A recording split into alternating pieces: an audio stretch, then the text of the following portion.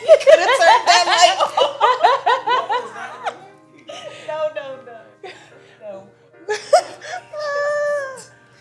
Okay. Well, guys, Welcome back to In pursuit of love. I know we took a little break, but we back there. I ain't gonna say it was a little break. It was a long break for me. Well, okay, maybe it was a long break because since from February to now, February, March, April, May, June, July. That's about 6. Okay, yeah, we took a long break. It didn't feel that long. But we're back, and that is all that matters. And we are excited to continue this season with you guys. We're excited to update you on what's been happening these last 6 months. And we are excited to hear from you guys.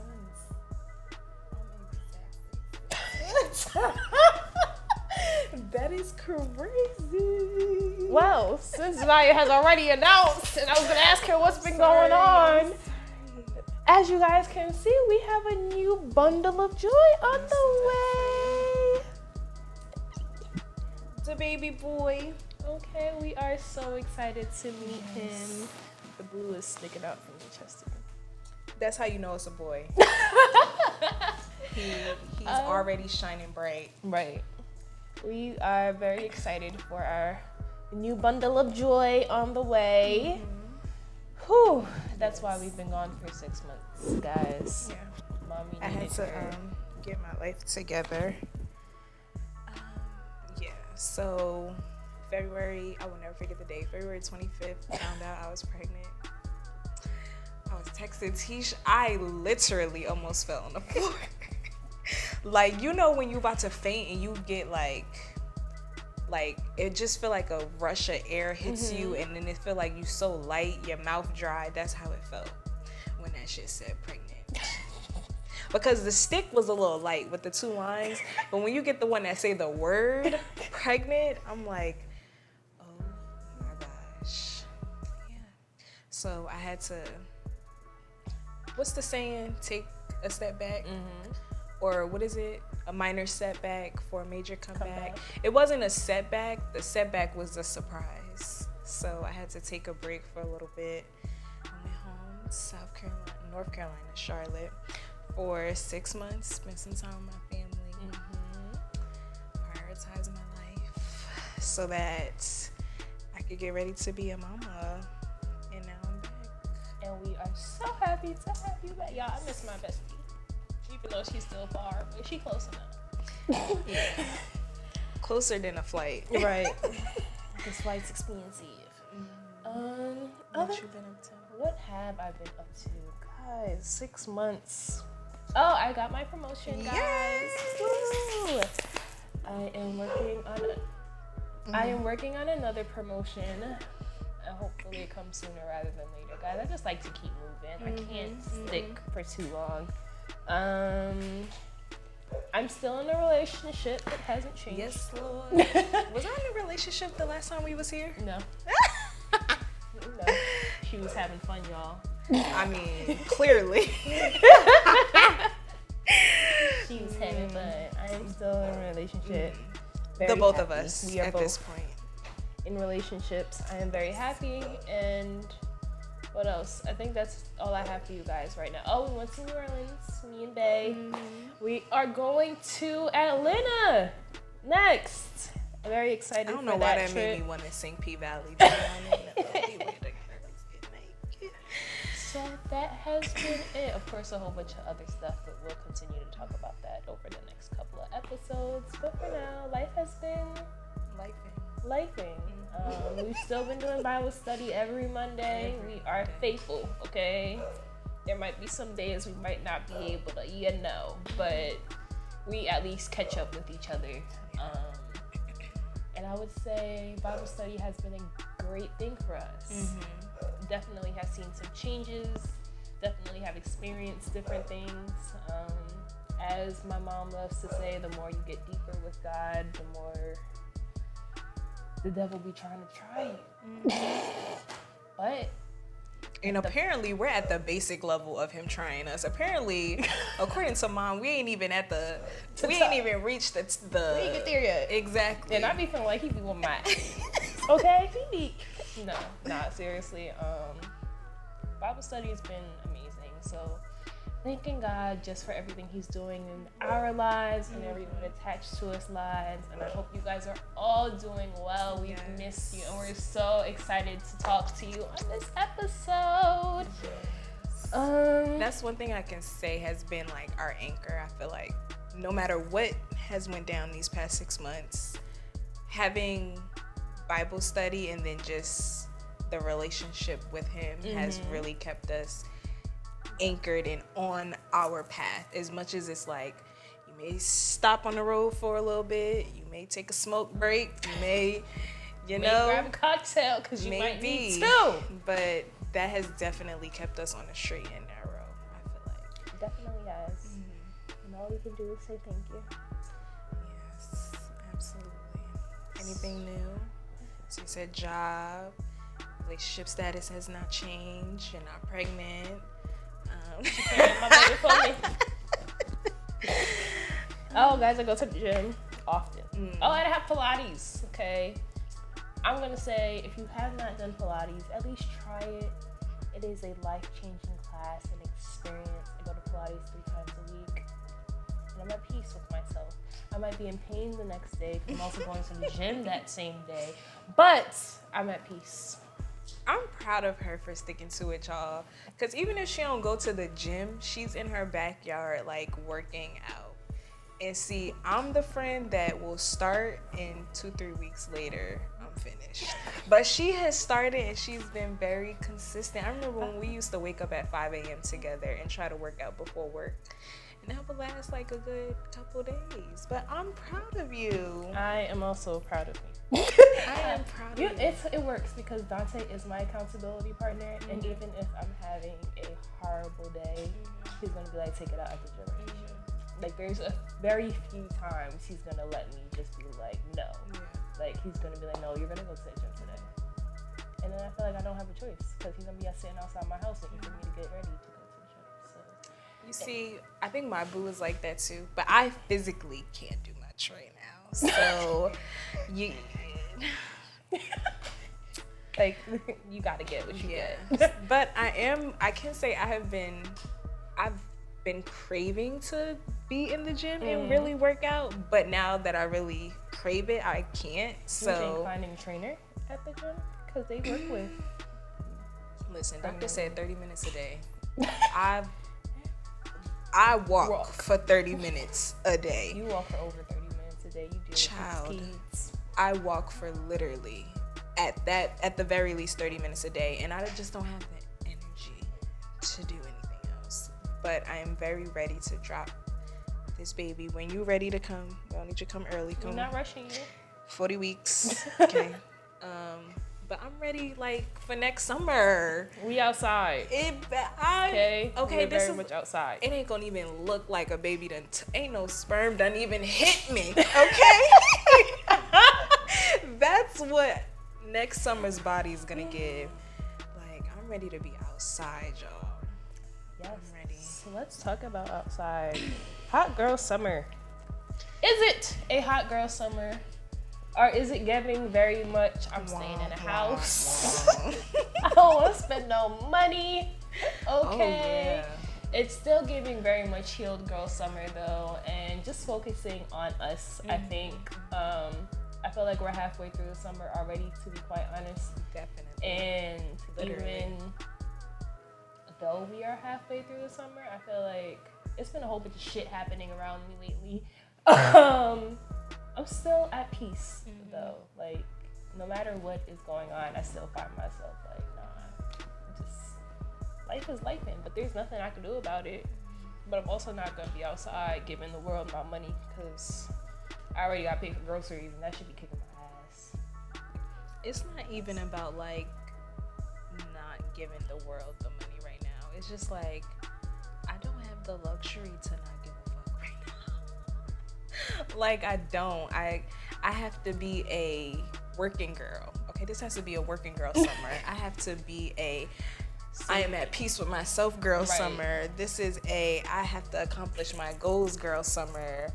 Because I'm on a time clock. Okay, that's what this summer is for me.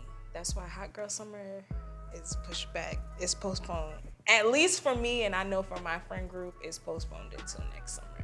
So yeah, we got a lot going on in this friendship group. We got a lot of big accomplishments. We have girlfriends getting engaged. We got new job promotions happening. Like everybody's doing something, and I'm so proud. We can't take off a whole week of work and go and just fly have to fun. Not right now. I mean, we have fun in our little ways, but we just can't right now, and that's okay. I don't think every summer should be hot girl summer. No. I think we need to stop acting like every summer can be hot girl summer. Like, sometimes we have responsibilities that we have to take care of, and it don't matter the season. Unfortunately, like, we're not in school. This is not summer break. Like, you gotta keep going. And the way everybody's lives is moving right now, and everybody's trying to get different apartments and get houses and get cars. We don't get have established time. in life. I feel like that's the point we're at right now. Really, like, planting our feet in life and getting a rhythm with being an adult. Because I feel like we are transitioning we went from college kids to, okay, we kind of getting it together, we getting our life together, to we about to be 26. Like, this ain't no more in between balance. You are a full grown adult. Okay, I'm off my mama's insurance the moment I drop this baby. Not the moment I drop this baby. 3 weeks after I drop this baby. We have to, and that reminds me, I have to apply for my insurance or select it before my 30 days is up. But anyway, like, we have real life goals and responsibilities right now. And how productive is a hot girl summer? Like, we can have a hot girl weekend. Hot girl 2-3 days. But I can't have day. Yeah, we can't. And that's okay. All 3 months. It's perfectly fine. And it still doesn't take away from us being hot luxury. girls. Hot girls are giving ourselves luxury. Like, we can still, we can go to the spa and we can take weekend trips and we can focus on us. And at the end of the day, the whole point of Black girl luxury is to take care of yourself. And then hot girl summer comes and it's like, just be outside and take care. You know, we could do all the responsible shit and I can still sing. Dear fuck nigga, still can't believe I used to fuck with you. I could do all of that and still take care of my responsibilities. And that's what's happening with us. Oh my goodness. That is what's happening with us. Oh, guys. A lot has happened within these 6 months. And the world, the United States of America, has been a joke per usual. They have decided that they have a say. Control my pussy. Yeah, they have a say in what we do with our vaginas. For better words. I'm confused on how old white men and that one darker skinned white man, and darker skinned white the man. Black one. I don't know what his name is, but I'm gonna consider him white. He's just in black skin. The ladies have 7 people have a say on what I'm doing with my vagina? With and my not health? just ours, the entire United States of America. And Like, it's sickening. So for those of you who may not know, Roe v. Wade, even though by now you should know, Roe v. Wade was established as a right for women to have an abortion without undue restrictive interference from the government. And this was protected under the 14th Amendment. And recently that has been overturned. So now state legislatures can now decide whether or not they want to grant the women in their state access to an abortion.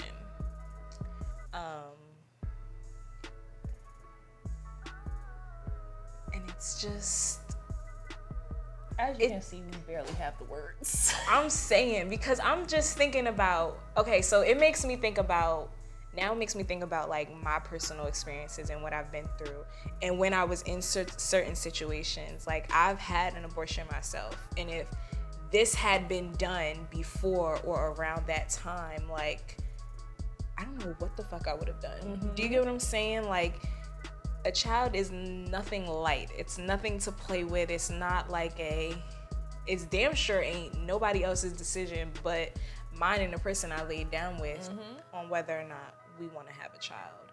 And so it just makes me think, like, if it was that time, like, what the fuck would I have done? Like, it makes me feel like it's just another way to trap a group of people. You get what I'm saying? Because you're forcing them to have to make a decision that they may not be ready for, they can't make, it may be in danger to their health. I was on Instagram and I saw a post about a woman who was, I think she was around 28 weeks pregnant, and her child was having seizures inside of her. And she wanted to terminate the pregnancy because it wasn't conducive for her child. Like, her child was suffering every single time these seizures would happen. She would feel them every time they would happen. And so she had an abortion that was set to be scheduled. And once Roe V. Wade got overturned, her abortion got canceled. So now she either has to wait for her child to pass away inside of her, or she has to wait until her child is born to then shortly after that pass away. So it's like, who the hell gave you the right to make that decision for a woman? And even if it wasn't that severe, do you get what I'm saying? Like, when it was me, this was senior year 2019 of college. Do you get what I'm saying? What the fuck was I about to do with a child then? Right, like, then who, like, gives you the right to make that decision for somebody? No matter how severe it is, the situation is heavy enough for it to need to be an individual decision. And so. I think it's crazy because I really feel like nobody thinks, women are always the last people we thought of. Like, at the end of the day, it's always men and then women.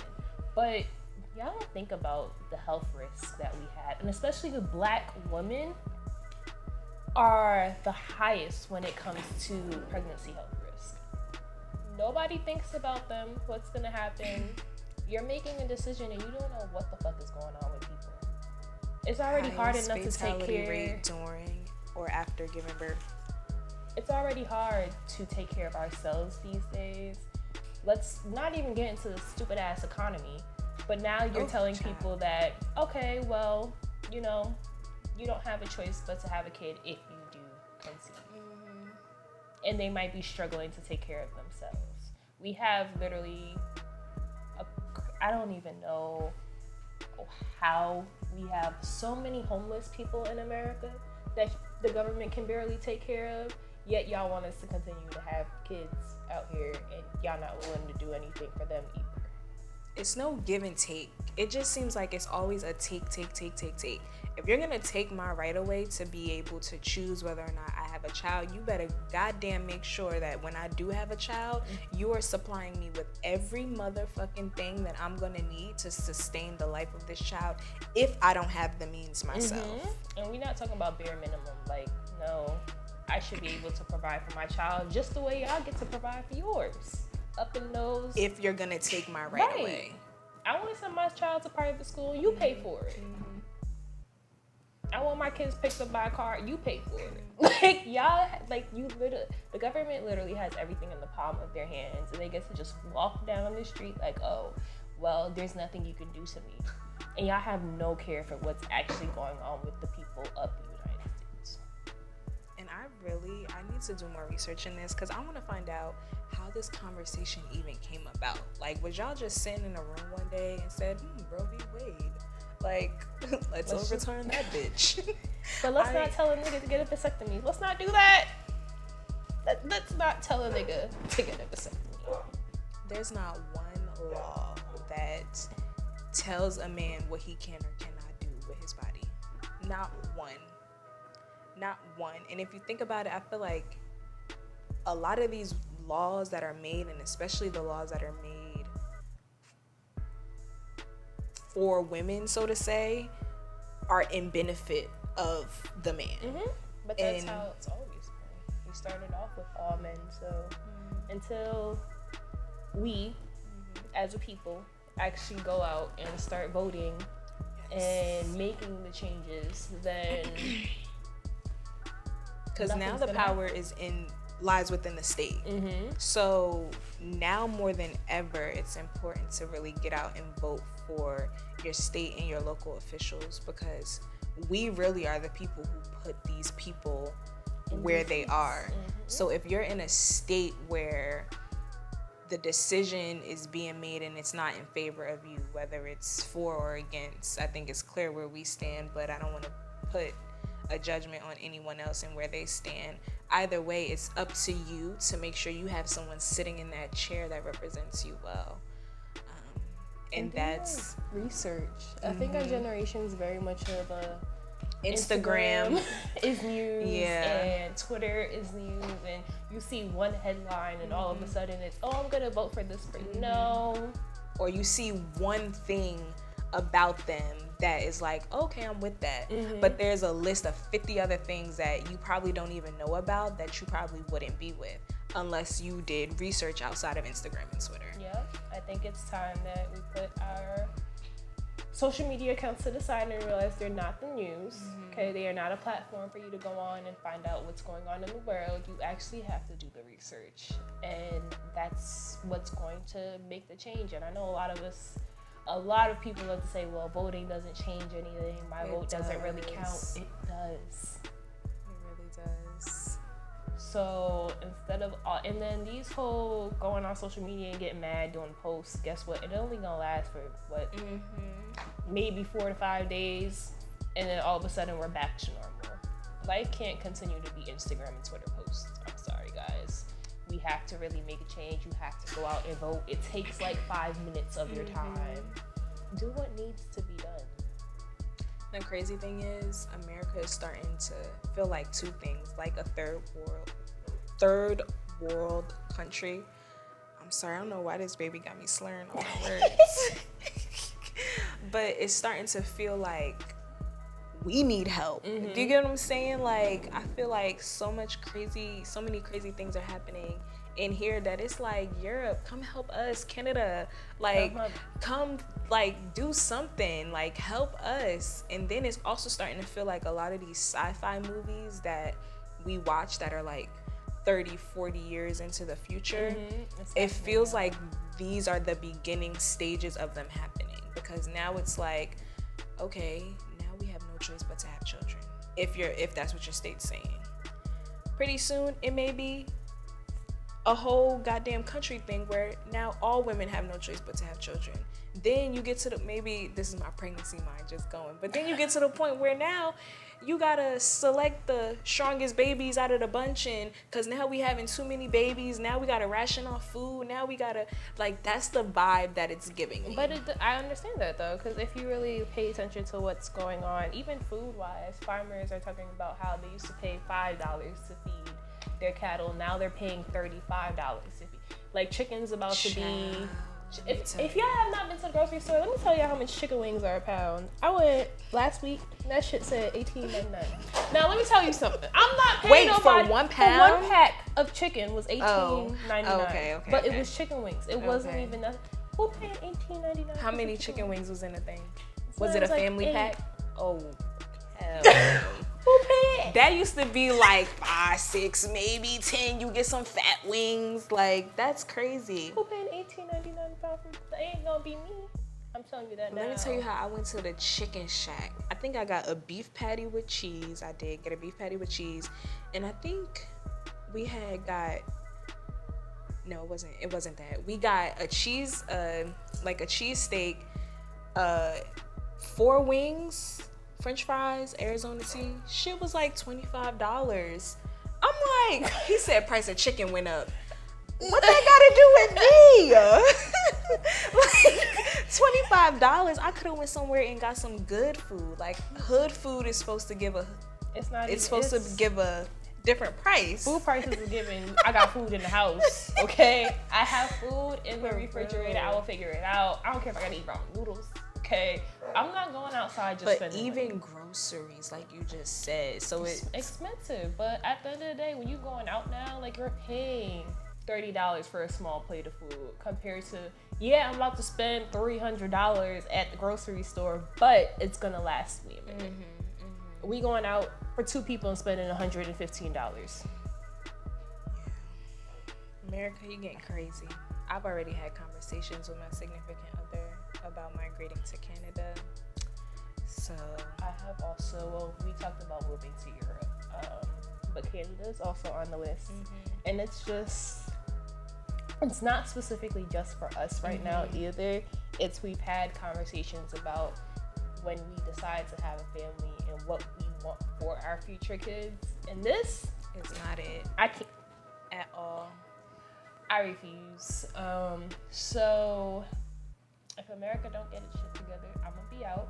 Like, we have options. I'm playing. We have options. Yeah, y'all think niggas gonna stay here. If you have an option, you're gonna go. And yes, it's easier said than done to some people, but I'm willing to put in the work if that means my family gets to have a better life. I never understood the feeling of like not playing about your kids until now. Like, and he not even here. Like, I don't play baby boy over here. I don't play about this one here. Okay.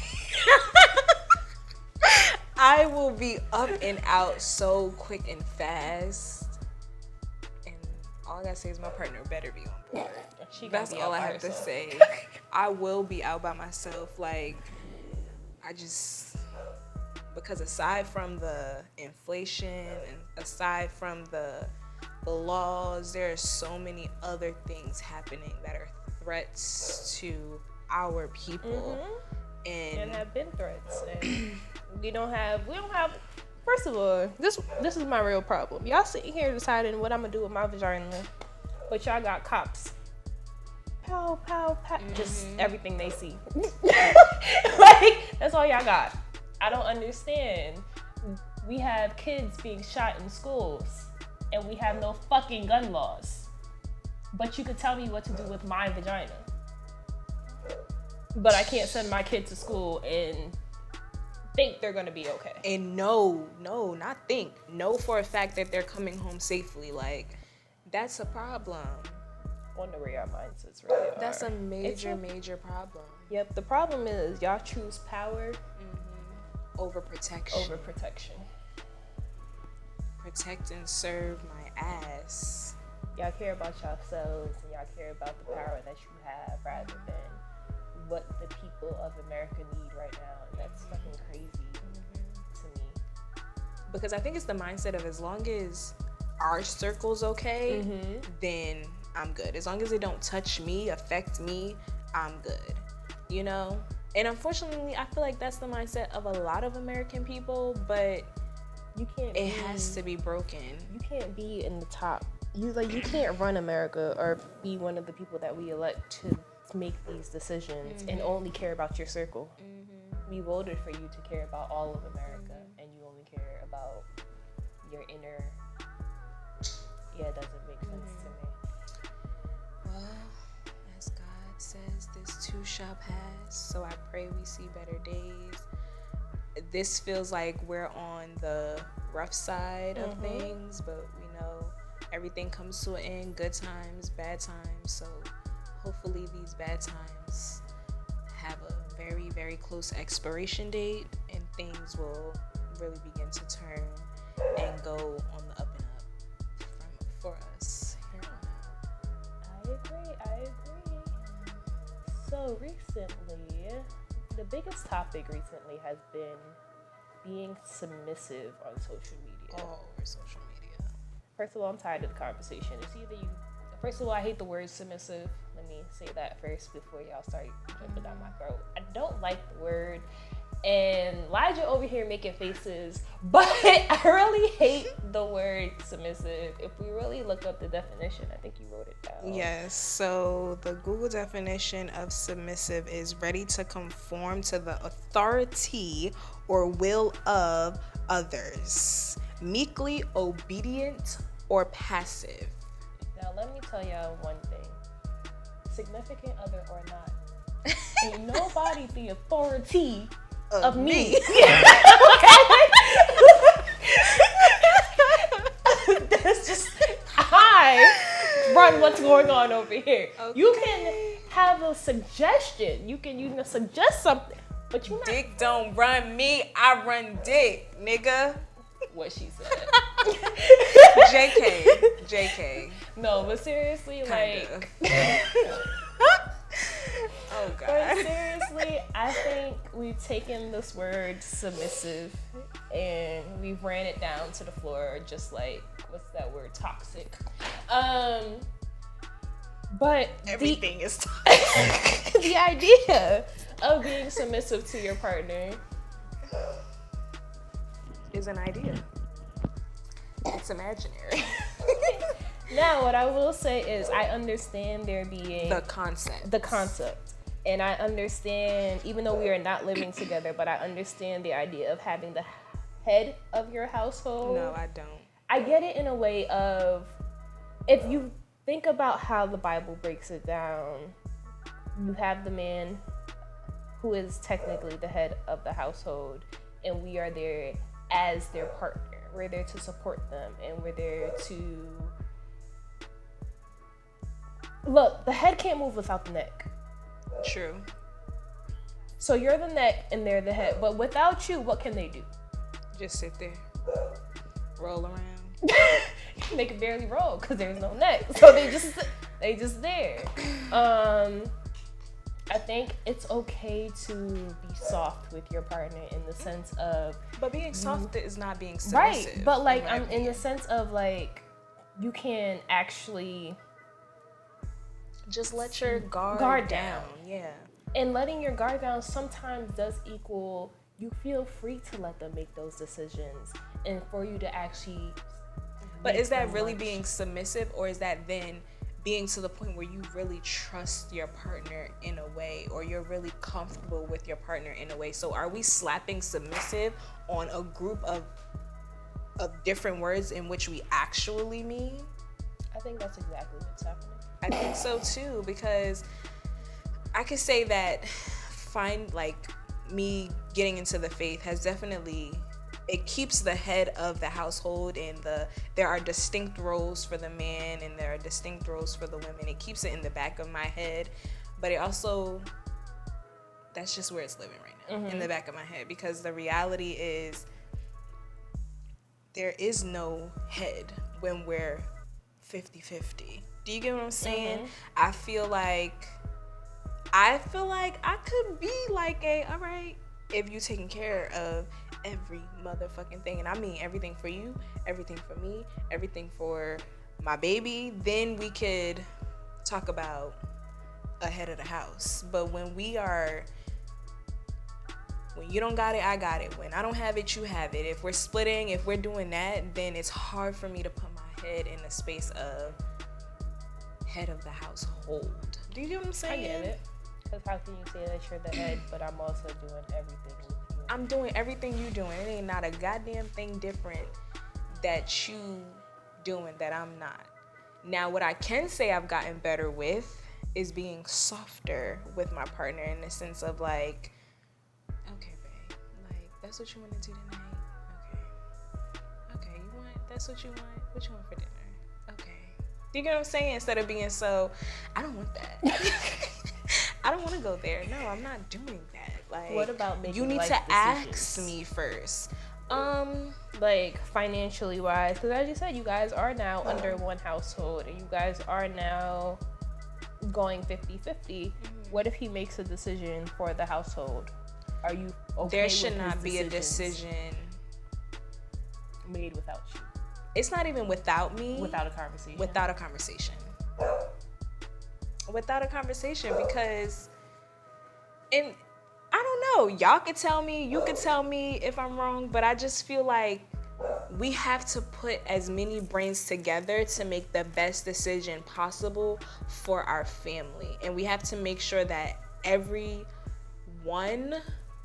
is okay with that decision in our family. Do you get what I'm saying? Like, I just feel like when it comes to big family decisions, there's certain times where one may sacrifice, and there's certain times where no one's wants and needs should be sacrificed. Do you get what I'm saying? Because it's that big of a decision that everybody needs to be happy to stay happy in that decision. So that's where I'm at. And damn sure any decision about this one right here is going to be a joint decision. Unless it's what he wearing today, what sport he playing. But any major like life-changing decision is going to be a joint decision. I agree, because you do have some females who are okay with men making all the decisions. And it's usually in the households where men are usually paying all the bills because they don't feel like they have a say in what's going on. But some females are perfectly fine, and that's okay if you're okay with doing that. Yeah, there's nothing wrong with that. Day, every single person on this, every single woman on this earth is different.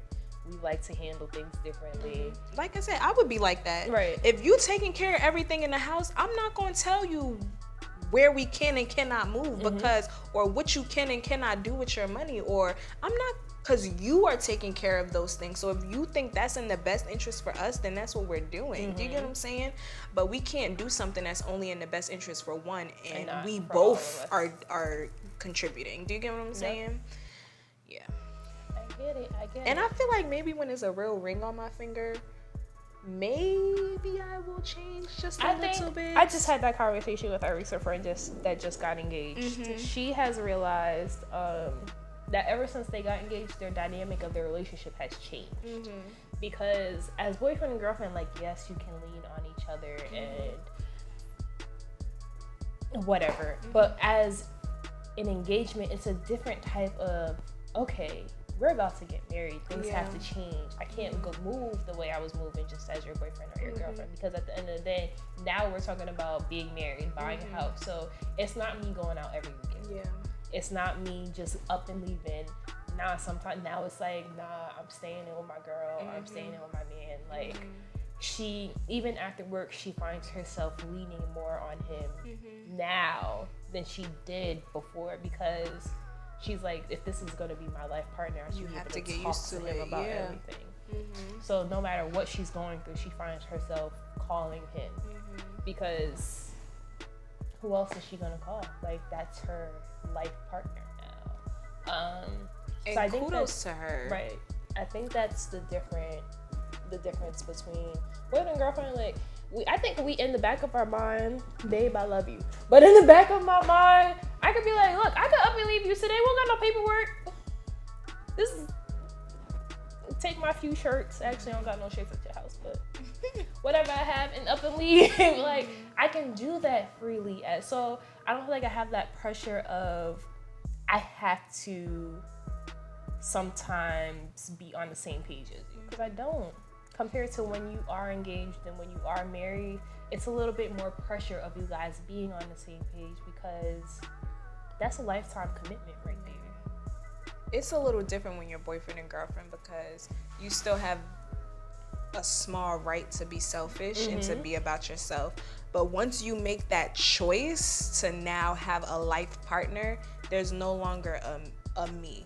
There is a me, but it's not all about me. It's different. Yeah. Like yes, I have my individual things going on, but at the same time, the bigger picture is me and him, or me what and y'all her, are or building. Compared to now, we're going through the phase of still getting to know each other and building our foundation before we can get to that stage. And I think that is what will make it easier, for lack of better terms, a woman to submit, having that strong foundation and having that time to build that trust within their partner.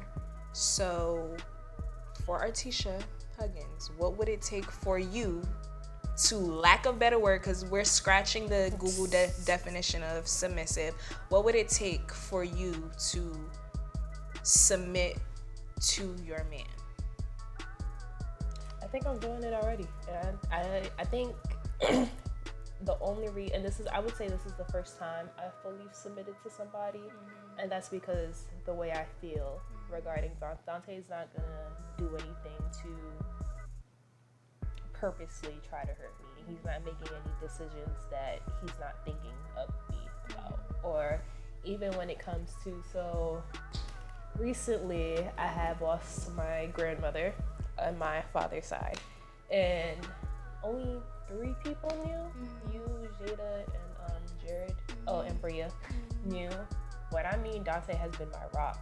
Like, and I didn't think it was gonna hit me. Like, and I know some people are like, but you weren't, like, I wasn't super close to my grandmother. It doesn't matter. Right. But that's family. Still my and that's the first person I've lost in my family. Yeah. So I think it hit me harder than I expected it to. Dante has been there since the day I found out. It's like God knows when to put Dante, like, make into sure play. He's in my presence. Yeah. I'd be like, yo, why are you? He always there. Like, every time I turn around, Dante's like, come on, come bring it in. Like, I don't want to hug you. Like, I won't be mad. And he's like, no, just come on and hug me. But he was there the day I found out. We went to the gym I literally did my entire day without crying. We went to the gym, I went to his house, and I broke down on his carpet. And then this week was her actual funeral. So the day after, we went to the beach. He planned, and even before we found out, he had planned a weekend getaway for us. And it just happened to be this week. So when I mean he's been my rock, and I've never felt like I've had someone that's 10 toes down for me no matter what. Like, he's gonna be there to give me a hug. He's gonna let me yell. He's gonna take me out of spaces that he knows I don't belong in. And I think that's what makes me submissive with Dante. Like, so if you could boil it down to a few words for the people, or a few sentences. I want to say trust. Wow. All together. Trust. It sounds like you're saying, like, being very attentive to you, to your emotions, to the way they move, and then being there when they move, and being there fully, like, the way I'm gonna show up for you when you having a bad day, show up for me times 10. That's what it sounds like. Like, Dante will drop everything and come give me a hug in the middle of the day if I need it. Like, and I think that's what a lot of females want, though, because you need, like, having a partner that reads your emotions without you having to say anything. I could say one word and Dante's gonna tell me how I feel, and I just be like, no, you're wrong. No, damn right he right, and I just don't want. But I can move a certain way. He's gonna be like, even if it's a negative way, he's gonna take me back and be like, that's not who you are. Like, there's nothing that I can do that he hasn't paid attention to. He's taken time to notice every little thing about me, and it's paid off for me and for him, because I'm the same way with him. Like, Dante's attitude could switch like this, and I'll be like, okay, he doesn't, like, there's a certain time, and they say this all the time, women, we talk too much sometimes, and I can say that. There's a certain time a man just needs his space, and you don't have to say anything. And I know that for Dante, like, when he's in a mood, I'll be like, okay, you let me know when you're ready to talk. And he's not gonna take 24 hours. He's gonna take a few hours, like a few 2-3 hours, and he's gonna come back. But there's certain things about knowing about your partner that it takes the world off your shoulders, because they know you. And it makes you feel like, okay, this person is for me, not against me. And I think that's when that armor comes down, when you really feel like a person is for you and all of you. You're good, you're bad, you're ugly. I think that's what it sounds like it's taking for you. And what about you? I would like a ring on my finger, a real one, but there's no timeline on that. I damn sure don't want one now. I don't want this to be like a hint hint. No, we are not hinting at anything right now. But I think for me, it would take partly what you said, being able to just know my partner has my back. When I know you have my back, like, no matter what, like, when you have my back unconditionally, that will help me to kind of like fall into you a little bit more and cradle you a little bit more. And I think I need to see it. I mean, because niggas just be talking. We tired of listening. I have faith I'm not gonna say that. I need to see it. I just need to see it. I need to see it. And honestly, these past couple of days or weeks, not days, I feel like I've been shown it. Like, and it may sound weird, but like, I want to be able to have an attitude and know that like, I can have an attitude right now. Like, it's okay. Like, you don't gotta go catch an attitude because I have an attitude. Mm-hmm. You know what I'm saying? You can still kiss me before you walk out the door. You can still, but it's giving me the vibe of, I know where she's at. I'ma still love her. You know, nothing's gonna change. And it is what it is. You get what I'm saying? Mm-hmm. Or like, loving you at your hardest moments shows if you really love somebody. And I think that's what it takes, because when I'm good, I'm good. But when I'm not good and you still can like be there for me, that like means the world to me. And it makes me not want to be mean to you, because it's like, well, damn, when I am mean, you know you still love me. So let me not be mean. But I think that's what it's gonna take. Trusting and seeing. And I think the trust comes when you see it. Because when you see it, you'll trust that it'll be there the next time. Yeah. But yeah. Yes. Drop down in the comments, ladies. What would it take for you to be submissive? Not or the men? Google definition. What does it look like for your woman to be submissive to you? We may revisit this topic. We may bring some special male guests, get their perspectives on it. But to each his own. Right. What makes you happy makes us happy.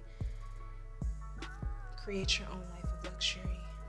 And guys, we once again are so happy to be back. And we're so excited to continue this podcast journey with you guys. Continue to share, like, and comment. Yes, ma'am. And welcome back to In Pursuit of Lux. And we'll see you on the next episode. Bye. Say bye. The baby's saying bye, guys.